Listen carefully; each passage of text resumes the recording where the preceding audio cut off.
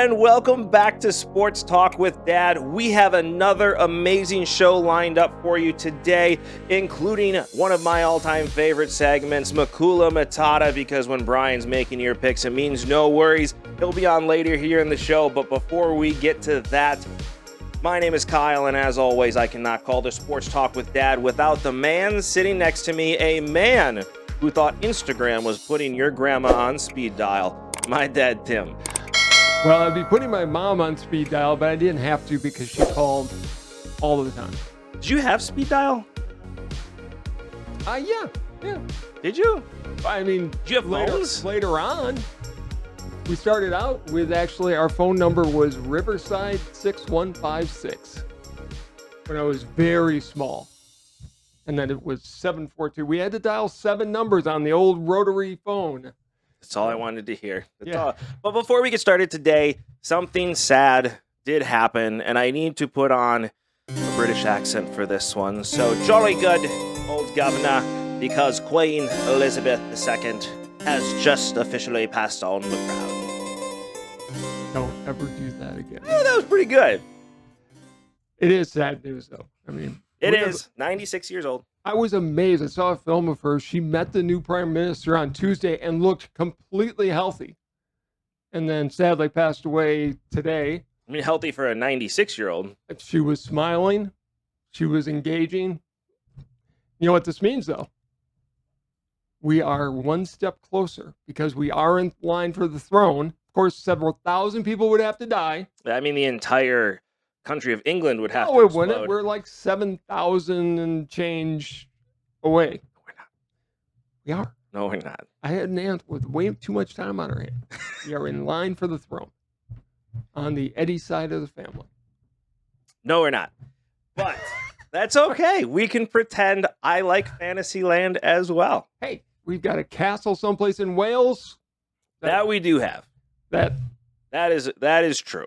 any of several thousand cousins could claim, but it's so much in taxes. Yeah, it's all part of I think it's a the. bed and There's breakfast apparently now. a whole aisle of castles there. I haven't looked into it. Ryan did, but apparently it's pretty cool.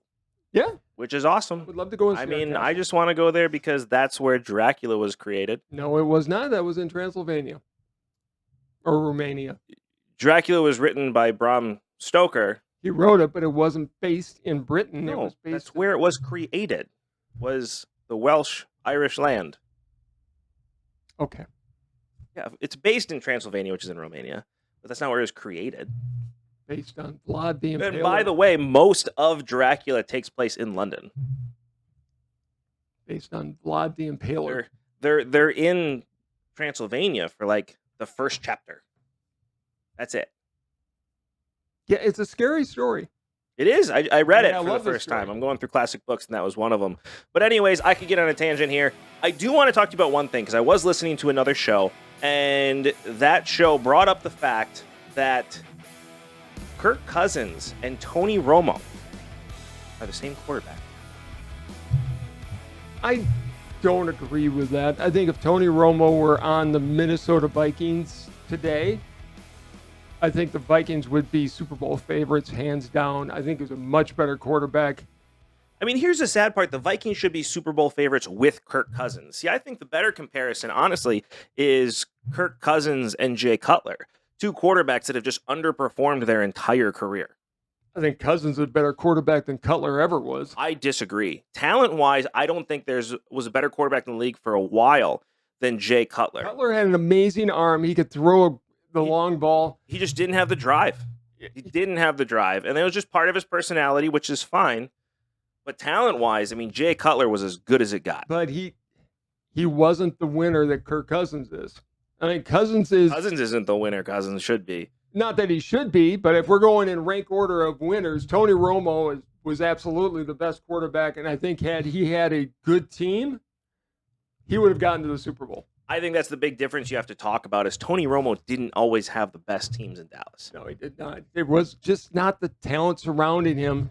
He never had a Michael Irvin. No. Or an Emmitt Smith behind him. Des Bryant. True, but he didn't have the running back then during those years to give that 1-2 punch. Not in the way the Vikings do right now. Right. The Vikings team right now, and what scares me, obviously wearing the Packer gear today, is the fact that the Vikings team reminds me a lot of the team Brett Favre went to. Like, the only thing holding them back is a quarterback right now. Look, we talked about this. If Brett Favre went to Minnesota the year he went to the Jets instead, because the Packers were being spiteful and weren't going to let him go to Minnesota, Correct. Which I still think they should have just let him go. I agree. If You and I were chastised for that. I know we were. I know, but it's the fact. We were going with Aaron Rodgers. Don't begrudge the guy going where he wants to go.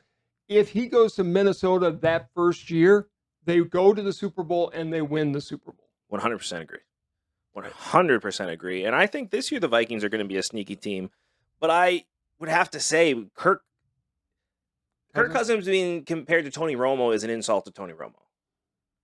Tony Romo was remembered for a fumble in a play he never should have been in to begin with. He shouldn't have been the holder at that point. He was your starting quarterback for most of the season. You look at that play, and it reminds me of Brett Favre when he came out in his rookie year and had to hold for Chris Jackie. He didn't even touch the ball because he was so afraid of the toughest guy to ever play football was afraid of getting his fingers kicked. Yeah. Tony Romo in the same situation goes a slightly different direction, and he's remembered as a GOAT. He is, and it's because he couldn't get back there. But again, the teams weren't. I mean, this guy was putting up 50 points in a game and still losing. Yeah. Like, I mean, they just didn't have the defense to support the offense at that time, and defense wins championships. No, I mean, as much as I'd like to say that's a fair comparison, it's not, because let's be honest, Tony Romo's snozberries tasted like snozberries. Why did you just bring up Willy Wonka? Because Willy Wonka is my all-time favorite movie. You watched it again, didn't you? I did. Oh, God. By the way, I've been meaning to talk to you about this. No. I've been meaning to talk to you about this. That's fine. But before we start, for everybody that's out there, first subscribe, like, and comment on what we're about to talk about. Let us know about Kirk Cousins in the comments below. And while you're down there, don't forget to like, subscribe, hit that notification bell so you get notified every time that we drop a new video so you get to enjoy as much as we did. Okay, let's move on. I got to explain this because you watched this movie, Willy Wonka and the Chocolate Factory, the greatest version of the book. Gene Wilder was the greatest Willy Wonka ever, but you watch this thing about 8 times a year, and after that, I have to hear you go off on what I know you're going to talk about every single time. I don't bring up every single time because I find something new with this movie every single time I watch it, which is why I watch it so many times. Why is Grandpa Joe a villain? Go ahead. Okay, so you know what I'm going to talk about. Yes, exactly. I hear it all the time. Grandpa Joe is not only a bad guy in that movie, he is the villain in that movie. Charlie has to overcome Grandpa Joe throughout the whole film. Grandpa Joe, literary license is taken in that book. Supposedly in bed for 20 years, and then magically gets up and can walk through the chocolate factory. Book too. He's not a villain. He is. He's a beloved grandpa. Number one. Charlie. Number one. I wonder why if he really wanted to support Charlie, then he should have gotten a job out of bed.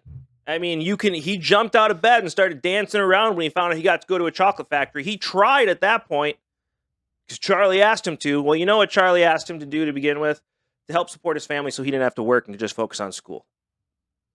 I don't want you buying my tobacco. Well, then get your ass out of bed and go and get a job. And so you can support your grandson because your daughter is trying very, very hard to support this family on her own. Get out of bed. In the book, there was a husband and wife. I don't care. The husband worked at a toothpaste factory. Which is great. Get out of bed and help support the family. Go get a job.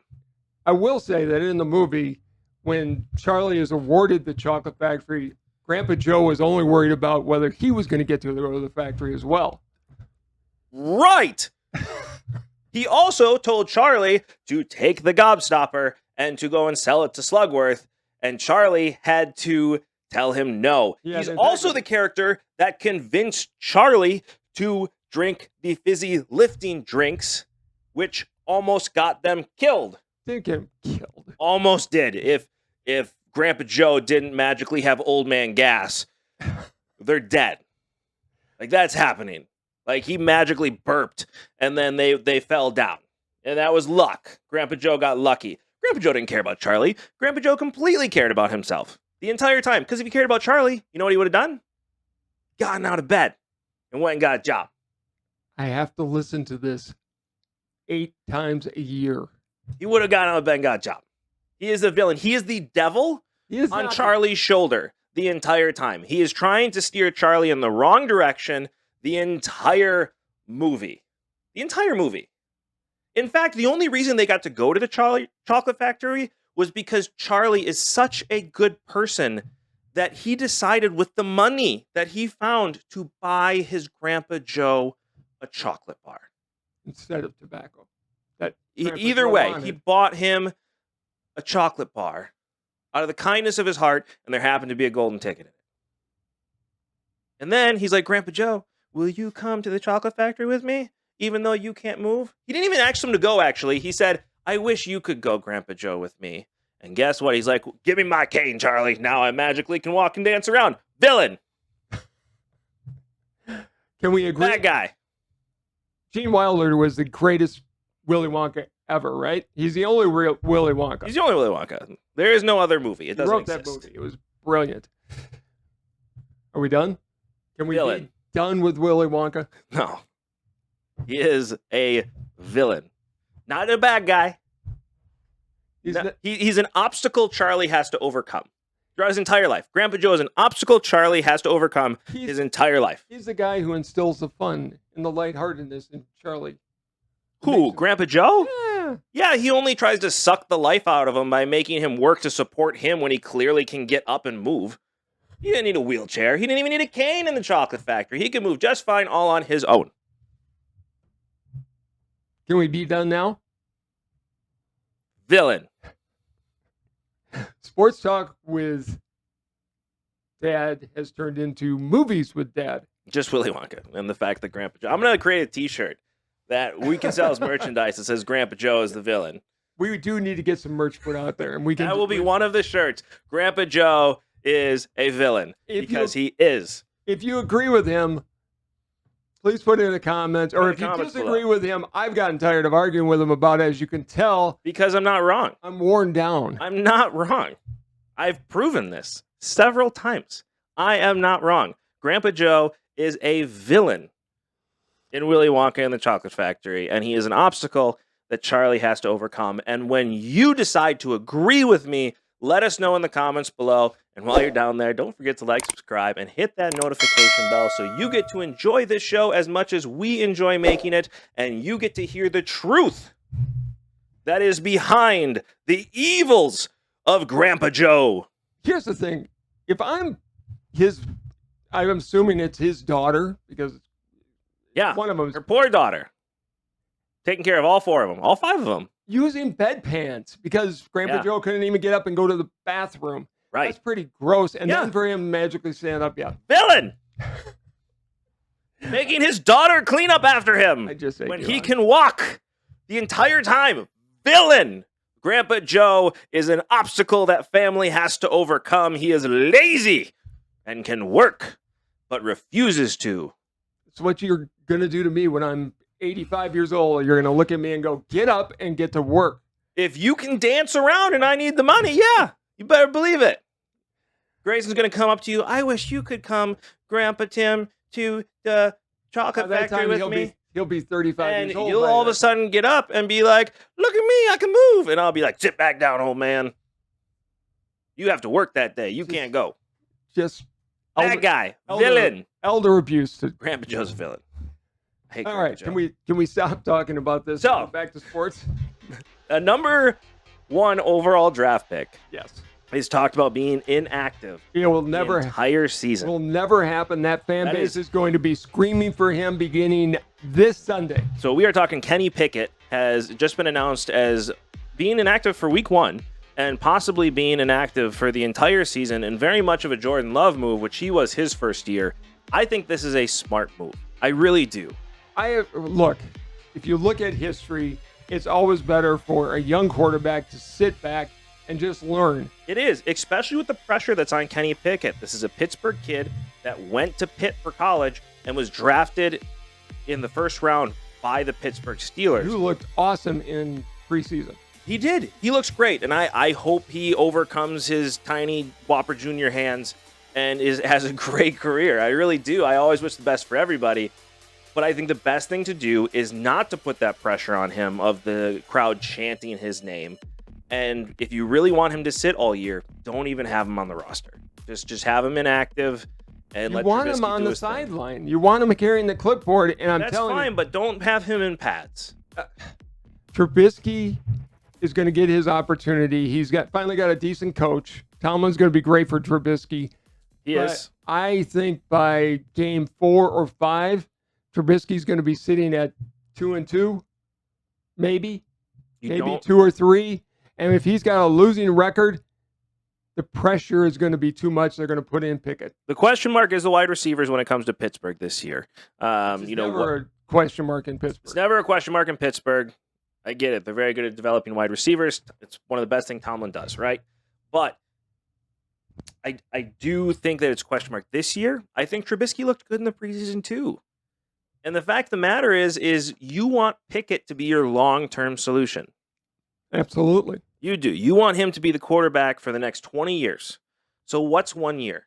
Why put that much pressure on a kid that's just learning the speed of the game? Do I think he could come out and perform and be successful in Pittsburgh? Yes. Do I think he'll do better if he's given a chance to sit, just like Patrick Mahomes was, just like Aaron Rodgers was, just like to a certain extent, Brett Favre was. To a certain extent, Brett Favre was. Yeah, 2 Packer quarterbacks there. Yes, I do think he would be better if he's given that same opportunity that, especially his colleague, really, in Patrick Mahomes, of the same generation was given, because it really worked well for him. I think that's the best way to do this, no matter what the record shows. And I tell you what, if you make that decision to make him inactive, don't change it because you start losing. That's the old Kurt Warner story.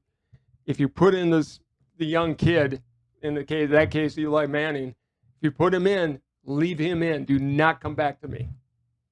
You don't want me talking Grandpa Joe anymore, and then you bring up Kurt Warner. Like, how many rants do you want me to have here today? Kurt Warner should be the Hall of Fame. Anyways, at least not a first ballot Hall of Famer. Kurt Warner did the absolute right thing when it came to Eli Manning. When he was a backup.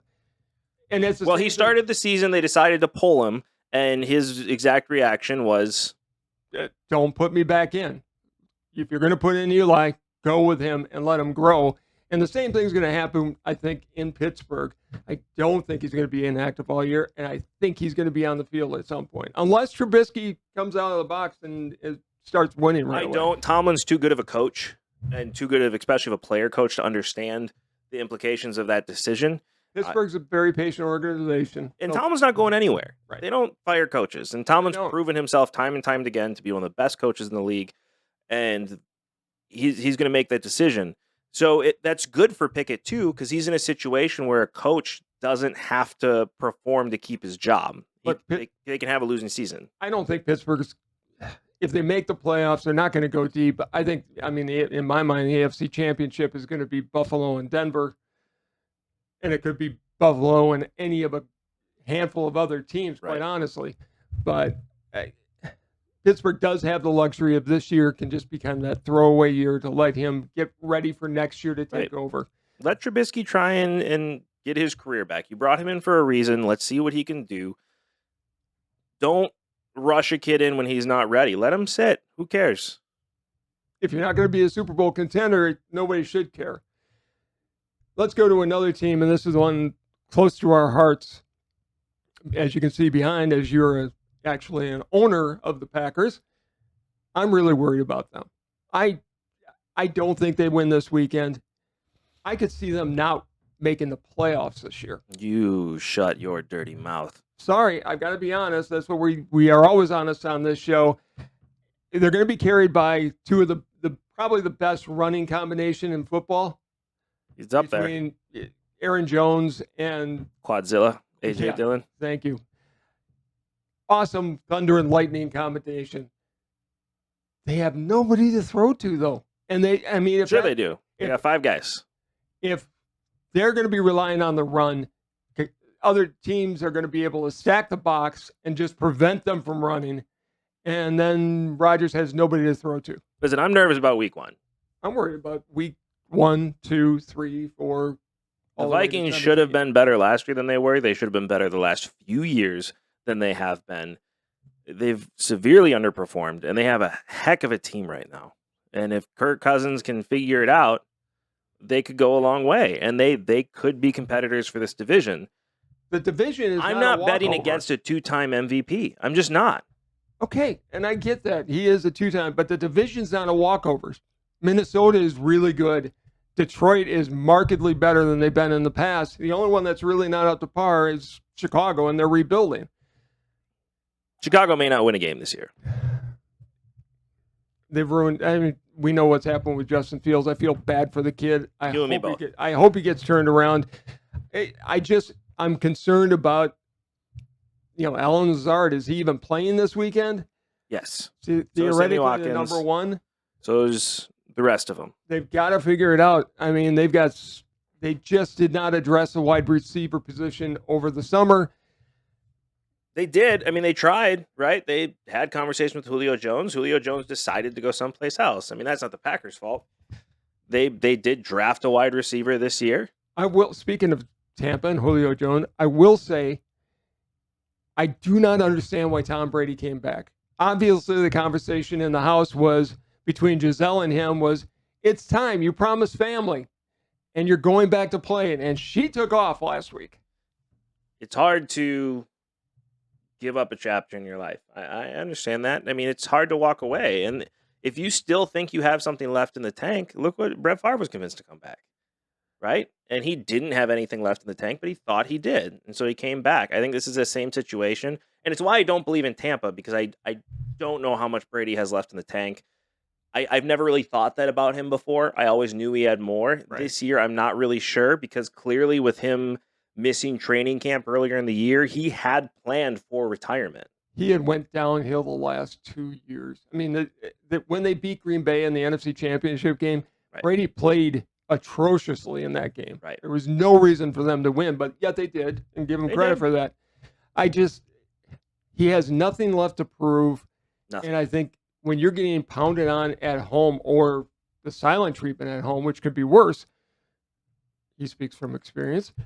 Yeah, it's tough to go to work every day after that.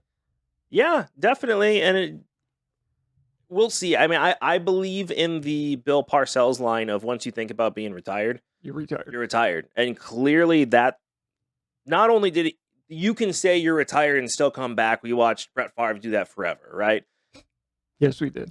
So I get that. But not only had he said he was retiring, clearly he had prepared for retirement, because he missed part of training camp to go on a vacation with his family. And he's not scheduling that at that point, unless he's planning on not working during training camp. So once you think about being retired, you're retired. And so I think they're going to struggle this year. I'm not a big believer in Tampa at all. It's going to be interesting. When it comes to the Packers, though, you have an Aaron Rodgers who is fresh off an ayahuasca trip. He is prepared with his mushrooms to go into La La Land. Man, he may throw a no-hitter, just like that one guy did on acid back in the day. Doc Ellis. Yes. Right? He did. The greatest, in my opinion, the greatest Robin Williams bit of all time was on Doc Ellis and his acid trip no-hitter. I remember Doc Ellis. How do you can go and pitch a no-hitter and not remember it at all? Not even a little bit. And I don't care if he remembers the games. Listen, you do what you do. I love the new hippie Rodgers. I do. I just want it to translate into wins in the playoffs. Well, it's going to be interesting to see. We've got our betting person on. He actually knows how to bet and can actually win and pick games. Yes. I want to hear what Brian has to say about. We do. Before we get on, because he's about to jump on in just a second here. Who's your Super Bowl pick, man? Who do you got? I've already said mine several times. I got Green Bay and New England. Who do you have? So I already told you. I think my AFC Championship game is Buffalo and Denver. I just think Denver is loaded. Right. But I do think Buffalo is going to come out. That's fair. It's their one shot. This is it for them. And if Denver beats them, I don't think Buffalo gets back to the Super Bowl. Just don't for a long time. They're not going to have the cap room to bring back a lot of the team. Right. And I kind of told you a couple of weeks ago, I'm going way out on a limb on this one because the NFC is so weak. The easy choice would be the Rams because I still think they're the strongest team in the conference. Depends on Stafford. Depends on Stafford. I think Garoppolo is going to come back, and I am picking San Francisco to be playing Buffalo in the Super Bowl. It's way out With there. Garoppolo coming back, I mean, I think San Francisco is going to win this week and then possibly not win another game until they bench Trey Lance and bring back Jimmy Garoppolo. And they can lose a few games. Mm-hmm. With 17 games now in 7 playoff teams. I mean, they could sneak in as a 7 seed and still make a run. And I think they're going to. And I've already said it. I'm not sure Green Bay even makes the playoffs this year. I'm hoping that I'm wrong because you can see I'm a Packer fan too, but I've got concerns. We will have a new host on Sports Talk with Dad next week. So you're gonna have a new dad? Yep. I'll bring in. I'll replace. Every year, 6 teams that were in the playoffs the year before aren't in the playoffs the next season. I'm afraid I could see Green Bay being one of those teams. I hope I'm wrong. If you know a dad that I can replace on this show with this guy who is blasphemous to the Green Bay Packers, let me know in the comments below. And while you're down there, don't forget to like, subscribe, hit that notification bell so you get to enjoy the show as much as we enjoy making it. But it is time for my favorite named segment in all of our show. It is time for Makula Matata, because when Brian's making your picks, there are no worries. Disney, it's a parody. Please don't sue me. It's way too good of a name. Don't take this from me. But coming from sunny Florida, we have Brian Makula. What's up, Brian? Hey, how's it going, guys? Going great. Yeah, it's actually rainy Florida today, but we're making the best of it. And I have to say, I love the name. Apparently, that's official. It is official. Now, so. Like I said, it's official until, I get a cease and desist. But go and get a warthog and a meerkat and put it in your screen for the next time. We're really pushing the envelope with that lawsuit. Hey, wait until I break out in song. It's only a matter of time. Anyways, after this segment ends, we'll get Matthew Broderick and Nathan Lane here, and we'll do a whole thing. It'll be great. Let's go to Super Bowl picks. Anyway, yeah. Super Bowl picks. So, just to let you know, we had a conversation before you hopped on here. I think I've already told you this. My pick may be completely homer pick. I don't care. But I have Packers and I have the New England Patriots going against each other in the Super Bowl. It's a super weak NFC right now. There's really only a couple of top teams. And the AFC, while it's stacked, I think the big teams are going to beat up on each other, and the Patriots are going to be ready to sneak through, just like the Bengals did last year. And officially, I think you're insane for what you said last week about Denver. Well, we shall see what happens when things start. I know that's been sticking in your craw since I uttered those syllables. It has. It's all I hear about, Brian. It's all I hear about. Well, you should be hearing more about your Super Bowl pick. I mean, that is just a bold pick. I don't think there's ever been a Super Bowl matchup between 2 7 seeds. So if it... Wow. Wow. All right. We'll see. So who's in your Super Bowl? So I have, for the AFC, not terribly unique or out on an island here, but I see the AFC being represented by Buffalo. Yeah. As we touched on last time, this is really it for them. Their window, their Super Bowl window, that proverbial window that everyone speaks of, is really one season long at this point. They've had a couple of shots at it where they've come close and haven't gotten over the hump. If they're not able to do it this year, we're looking at a loss of talent and probably an eventual rebuild. They're just not going to be the same contenders that they are moving forward after this season. So this is do or die time for them. I'm sure they know that. They've got the talent both on the field and on the sidelines to make it happen this season. I see them making a very deep run into the playoffs and all the way to the Super Bowl. So yeah, and it makes sense. They just signed Knox to a long-term deal, which means there's really not going to be any money to bring Diggs back. So that's a lot Right. of talent lost, and you can't rely on a tight end to be a deep threat like Diggs has been for them. So, yeah, I agree. Exactly. This is it for them. Allen's cap hit after this season is going to more than double as far as a percentage of the cap that he gobbles up, and it's inevitable you're going to start losing pieces. You can't sustain, you can't feed all the mouths when you've got one person eating that large of a slice of the pie. Yeah, we're in Green Bay. We understand that. Who do you have in the NFC? Right. So for the NFC and the much stronger division, obviously the ping pong balls could bounce a lot of different ways over here. But the way my bracket shook out, it puts Tampa Bay in the Super Bowl. Of course it does. Or I'm sorry, I misspoke. I didn't mean to say stronger division. Much weaker division. There's a couple of teams that are gonna be strong contenders, and then a lot of also Rams here. The Rams, of course, are going to be very good. I see the Rams and Tampa as the NFC Championship game, but to repeat a Super Bowl, as we all know, is very rare and very difficult. So I don't think that they're going to quite make it back to the show. Arizona, I don't believe in. Minnesota could be a sneaky good team, but again, until Kirk Cousins proves that he can win the big game, I'm not going to sign on for them. I just see a pretty clear path for Tampa Bay, and I know you're throwing the homer flag, which is ironic.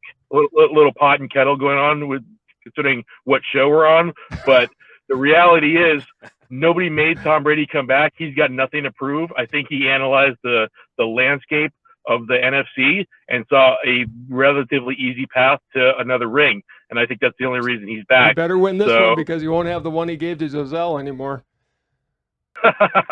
Ouch. Yeah, so you picked Tampa Bay. He does have a few to lose. So, I mean, Giselle's not there anymore, man. Well, she came home. Not talking to him. Not talking to him. Everyone goes through marital spats, or so I'm told. I don't actually know. But trust me, it happens more often than you want to admit. And you don't want to ask me at all. Solid football picks. Hey, you let us know what you think about our picks in the comments below. And hey, while you're down there, like, subscribe, and hit that notification bell so you get to enjoy this show as much as we enjoy making it. I do want to go into the football pool, and I'm going to let you re-explain to our audience exactly what the football pool is all about. But before we get into there, Brian, I have a serious question for you. Because we had this whole conversation before you joined, which is, you know how big of a Willy Wonka fan I am, right? God. One of my favorite movies. Don't bring him into this. Is Grandpa Joe one of the bad guys of that movie? Have you even watched the movie? I think, I assume we're talking about the original and only version of that movie. I don't know of any other version. Gene Wilder is Willy Wonka. I'm not even aware of the fact that another one exists. Good. We're on the same page there. I think Grandpa Joe is a bad guy, but not one of the villains of that show. I think he's a hero in that story in that he supports Charlie, who's the main character. But I think if there were an epilogue, he would certainly be a villain in the epilogue. If Grandpa Joe was there to support Charlie, then he should have gotten out of bed 20 years ago. Well, he should have supported the dude family. Could get out of bed to go to a chocolate factory. But he couldn't get out of bed to go to work. That's why he's a bad guy. Unacceptable. But he was on the side. He was on the side of the hero, and so if we're gonna break it down to simple black and white, that puts him in the good guy category. He also told Charlie to go and sell the gobstopper to Slugworth, by the way. And Charlie, in his good heart, went and gave it back, which got him the chocolate factory, again proving Grandpa Joe sucks, and he's a villain. Can we he wasn't the hero. He wasn't the hero of the story. The hero has to have something to overcome. He also convinced Charlie to steal fizzy. I love that you have more. You've got more to go on this. We had a whole segment earlier on this. I just needed somebody else on my side here. Oh, I don't know if I did that or not, but I'm happy to help. You didn't, but it's okay. Grandpa Joe is villain. Misunderstood. He's a villain. He's a bad guy. Without him, Charlie doesn't get to go to the chocolate factory, although I'm sure he does. His mother.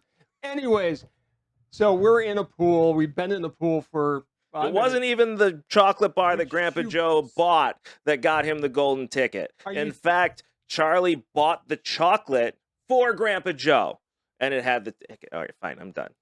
So Charlie was the lucky one that was asked to join the winner, is what I'm hearing.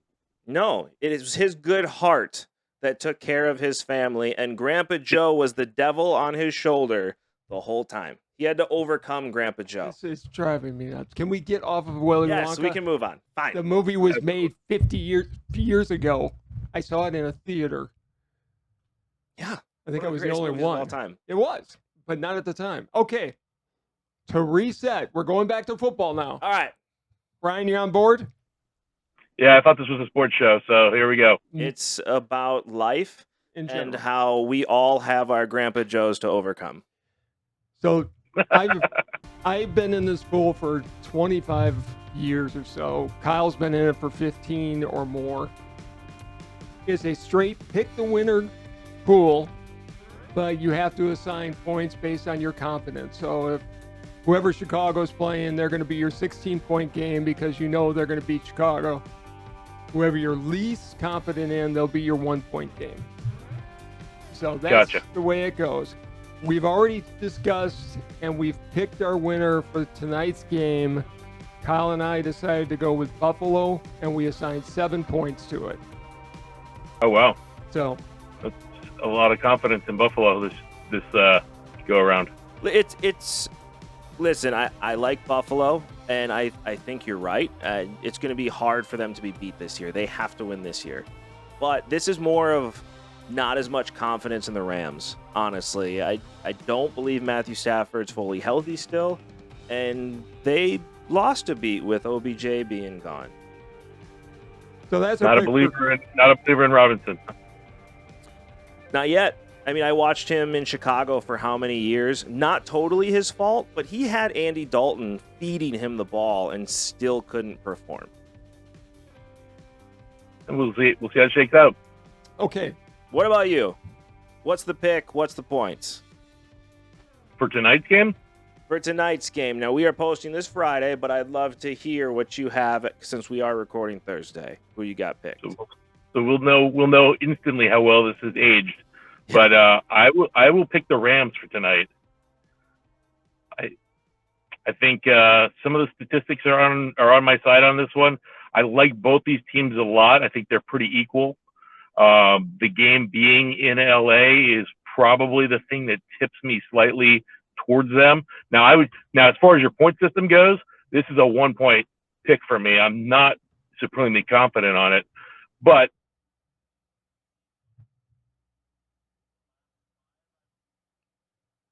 have won the home opener the following season, and last season, if I'm not mistaken, the Bills did not win a single game that was a one-score game. So they either blow people out or they don't win, and I'm not sure they're going to be able to blow out the Rams. Okay. With everything else that's been said. So Hey, statistically, I love the Bills season long, but I think that part of their success might be a wake-up call early on, so they don't read their press clippings and that they show up to play from here on out. Agree. hey, McVay's 5-0 in season openers, so I mean, it's That's hard right. to argue that. But you're wrong. That's right. Okay. And Green Bay last year, One- all I 1 remember point is that they got crushed by New Orleans in the opening season game. So next game up, we've got Minnesota hosting Green Bay. Who do you got? Minnesota hosting Green Bay is one of the great games of the week. I think, this again could go either way. I've already assigned my 1 point, so we'll call this the 2-point pick. But I'm going to give this to Minnesota. Again, calling everything else equal, the home field advantage is going to be the difference maker. I'm not sure what time the game's played. Do you have in front of you? 3:25 Central Time. So it's the regular middle of the day game. It's not a primetime game, which is the kiss of death for Kirk Cousins. I think that Minnesota gets it done and starts the season off 1-0. I don't disagree with you. The Vikings should have been better last year, and I think Yeah. they are a sneaky pick for a Super Bowl team this year. I'm not denying you the Vikings should be better than what they have been. I'm not going to pick against the Packers. Shocker. Well, you but can't, and it's almost a requirement in this thing because it's all Packer homers. You can't pick anybody but the Packers. I mean, I did when they were really bad that one year and got crucified by everybody in the group. But honestly, I think I could easily pick the Vikings. It is a complete homer pick, picking the Packers in Minnesota. I'm not going to deny that. I like Brian's pick, Minnesota for 2. Well, we're taking the Packers for 1. So Okay. Next game, New Orleans at Atlanta. Excuse me, can't talk. And that'll just be a noon start. Yeah, this is New Orleans game pretty clearly. Atlanta is going to be one of the bottom feeders this season. I don't see them getting anything done other than Kyle Pitts and maybe Cordell Patterson. I don't think they have any playmakers, and they don't have a quarterback. So New Orleans has their fair share of question marks, but this one should be pretty obvious pretty early. It's going to be a New Orleans win. Okay. And we'll give them a lot of points. I don't know what is the highest one. 16? 16. Let's save that one. We'll give them 14. Okay. Mark it for him. I So don't think you're keeping score right now. I am. Okay. Next one up. Well, hold on. We got to make our pick. Oh, So Jameis Winston, in my opinion, is a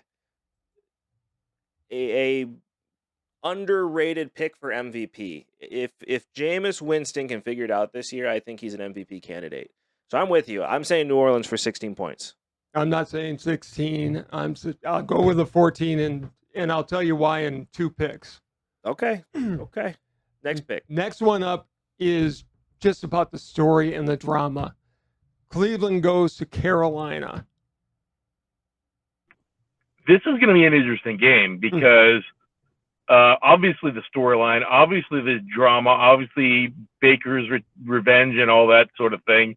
I think that in addition to that, the teams are pretty balanced. They're pretty evenly matched. There's not one that's obviously better than the other, especially with Deshaun Watson not being there. They're both probably going to lean heavily on their running games, which are both very good. And despite the two-headed monster in Cleveland, I think we're at the beginning of the season. Christian McCaffrey's still healthy, and that'll be the edge. I'm going Carolina on this. We're going to give that probably mid-level of points. Let's call it 5 points. Okay. Actually, lower level, but that's fine. I'm thinking Carolina as well. I'm thinking we're going to have a baker's dozen here. So Carolina's going to go for 12 to 13 wins. I also am picking Carolina here. I'm sure Deshaun Watson's getting a massage in a hotel room somewhere. You know, he'll have the game on in the background. Wow. I'm going Carolina. Okay. And I'm going Carolina. I think Baker's revenge, like Montezuma's revenge, is going to come through, and they're going to win easily. I don't know what that means, but I'll take your word on it. Montezuma's revenge? Don't drink the water. Yeah, don't drink the water. Exactly. I'm assuming he peed in it. So, you know, it's actually interesting. I hate to take another aside, but I've watched a lot of episodes of the show and watched Kyle not get the references.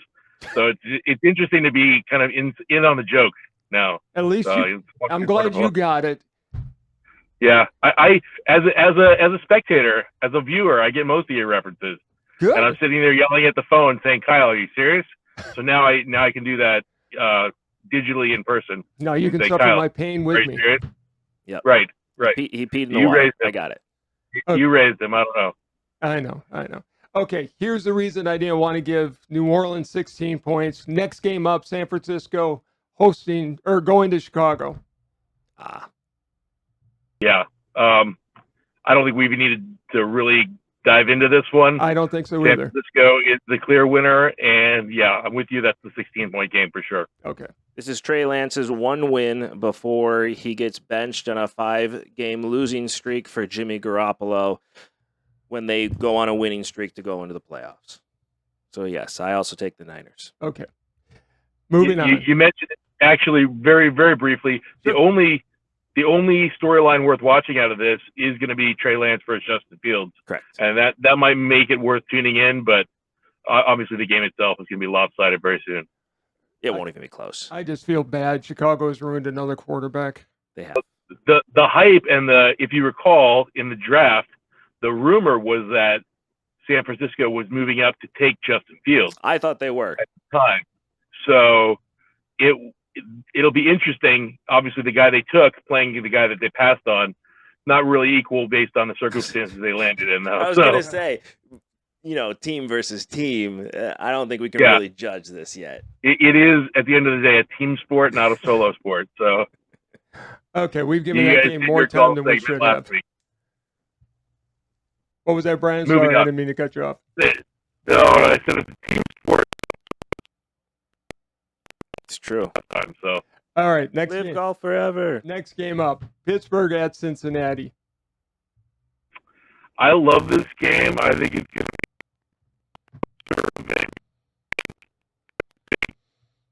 could actually be sneaky good this season. I still think they're third place in that division, though, and Cincinnati's going to win this one. There. How many They've points? said Kenny Pickett may be inactive the whole season. This is Trubisky's team from beginning to end. I agree with that. I think Trubisky when he was drafted, again, not to wind back the clock, but one of the comps that they compared him to was Ben Roethlisberger. They said his play style was similar to that. So I think in a lot of ways the team is built for his strengths. It's a very good fit. I don't necessarily know that he's the guy forever. They did just spend a lot of draft capital getting his heir apparent into town. But for at least this season, I think he's going to be the starter, and I think he'll do better than a lot of people expect. The only reason he goes 16 games is because Pittsburgh thinks this is just a throwaway season, and they just want to get through it. If I'm going to compare anybody to Ben Roethlisberger, it would be Deshaun Watson, but that's more for off-the-field performance, than on the field. But Trubisky, I think, has a chance to be really good. Now, the receivers are a question mark in Pittsburgh right now. So we'll see. I'm taking Pittsburgh in this one. I think Pittsburgh's going to beat Cincinnati to start the season. I think the wide receivers are never a question mark in Pittsburgh. That's one of the things that they do better than probably 31 other teams. It's true. Is draft and groom wide receiver talent. They're fantastic at it. That's true. How many points you putting on this one? We're gonna we'll keep this one pretty low. Let's call it 4 points. Okay. Next game up. This should be a great game. Philadelphia and the playoff team, Detroit Lions. Okay, so I think this is a great game. Obviously, neither team is a juggernaut this season. I think they're very equally matched. I like Philadelphia. I think that this is probably a breakout year for Philadelphia. Obviously, I picked them to win their division, which is not saying much because their division's terrible, but it's time for them to really evaluate what they're doing as a franchise and as a team.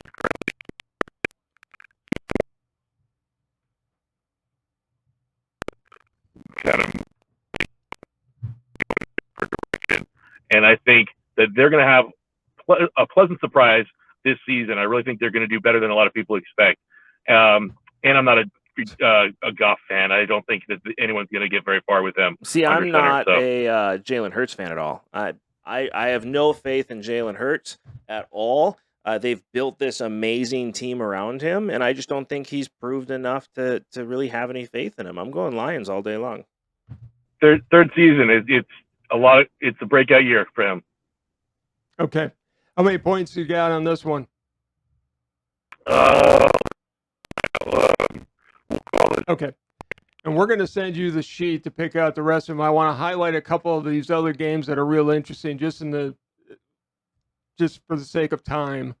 Sure. So let's look at New England at Miami. New England, Miami, from which to approach this game. You can say Bill Belichick versus a first-year coach, advantage Belichick. You can say Patriots don't win in Miami in the heat. Obviously, they've been down there for almost a week now, quote unquote, acclimatizing. Unfortunately, I have to again pick with my mind and not with my heart on this one. I expect New England to come up short. They'll beat Miami later in the season in Gillette, but they're gonna split the series like they always do, and that's gonna mean losing week 1 in Miami. They always lose in Miami. You have to pick Miami. Even with Tom Brady, they lost in Miami. Give me that for what do I have left? 13 points, I think. Okay. Let's take a look at a couple other quick games here. We've got Vegas and the Chargers. Great game. Obviously, strongest division in football. We expect every single team here to be good, even the Broncos. But for this game, I think we're going to give the nod to Vegas. I like both quarterbacks a lot. I think it's a wash between the quarterbacks. And with the addition of Devontae Adams, I think the weapons are a little better in Vegas. And frankly, I like Josh McDaniels, and I think he's going to bring a little spice to the recipe as far as that offense. And they're going to be very good this season. Whereas the Chargers, again, third-year quarterback, I would call it a breakout season for him, but I think he's already broken out. I think the problems for Herbert are really not on the field. I think it's in the coaching, and I don't see that necessarily improving this year. Hey, just win, baby. I'm going Raiders all day long, too. I think the Chargers are overrated. I don't think they're going to come out of this division very well. I think they should be Vegas for a lot of points. Then they shouldn't be for very little points. Yeah, when I'm picking. You confident in this one, Brian? Yeah, I'm pretty confident in this one. We'll give this whatever I've got left, 10 points. Okay. All right, and the last one, just because I'm going to give you a homer pick, Tampa Bay at Dallas. This actually could be sneaky good. My instinct is obviously to say Tampa Bay. I think they're the much better team on paper. But if you remember the season opener between the two of them, not the season opener rather, but the week 1 game between the two of them last year, it was a shootout, and it was just a beautiful, beautiful football game to watch. Came down to the wire. Tampa obviously ended up winning that one. This one's in Dallas. I could see this going either way. I think Tampa is still going to come out on top, but that's only because Dallas has regressed a little bit and isn't as good as they were last season, where Tampa has largely stayed the same. So I'm going to give the slight edge to Tampa on this, but I wouldn't be shocked if Dallas, with the home field, comes out taking the win on week 1. So this is going to be a low points. Whatever I've got left that's low, I guess 3 is probably my lowest at this point. So we'll go with 3 on this. What do you say? I don't know. It's a tough one, man. Big. It's a tough one because it's Tom Brady on Monday night. If this was a Sunday noon game, I'd say Dallas all day long. But it's Tom Brady primetime. Sunday night. Whatever. Primetime. It's a primetime game. So that's what makes it tougher, because this is going to be Brady in prime time, but I'm still going Dallas. This is the prepare for Sean Payton in Dallas game. It is. Game 1. I think Dallas is going to show up and they're going to win by a little, like a field goal. Here's my bold prediction. If the game is close, it's Dallas. If this game turns out to be a blowout, it's going to be Tampa by a lot, and Dallas is in for a long year. I would not disagree with that. So, fair enough. All right. Brian, thank you very much. You're the gambler of us, so we will check back with you next week to see if you've got money left in your pocket or if you made a killing this week. Well, that assumes I started with some money in my pocket, but I appreciate the confidence there. And in all seriousness, thank you guys for having me on. I always enjoy stopping in. Yeah, man. Thank you so much, and we'll talk to you soon. Take care. Bye, Brian. I could talk with Brian about picks all day. The guy comes prepared. He knows his stuff.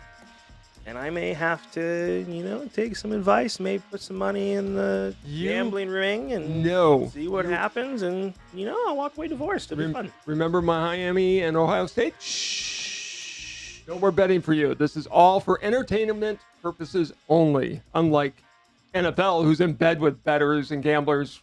Yeah. And just comes out and says it. So is baseball, which is why Pete Rose should be in the Hall of Fame. But my argument is getting weaker and weaker as the years go by based on that. But it is just like you. Stop it. Anyways, I can't wait for week 1. Football I'm so is excited. Back. Football is back. You know what I am concerned about? So Wisconsin won last weekend. Against nobody. Little Sisters of the Poor. Yeah.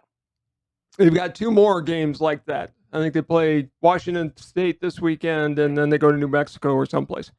Then they got the Buckeyes. And then they have to go to Columbus. I don't like the Buckeyes. I never have. I dropped you on your head as a baby, which is why you're a Suckeye fan. The Suckeye fan, yeah. Considering national championship banners, constantly Big Ten champions. Yeah, be a Fairweather fan. Anyways, I'm worried about going. They never lose. I don't have to. I'm worried about that game. I am legitimately thinking, Braylon Allen and Graham Mertz especially better step up in that game, but we'll talk more college football as the weeks go on. Listen, Ohio State showed some weakness against Notre Dame. I'm not super confident in this, but I am confident against Wisconsin. Yeah, I'm sure you are. I have no worries about that game. It should be a blowout. Probably will be.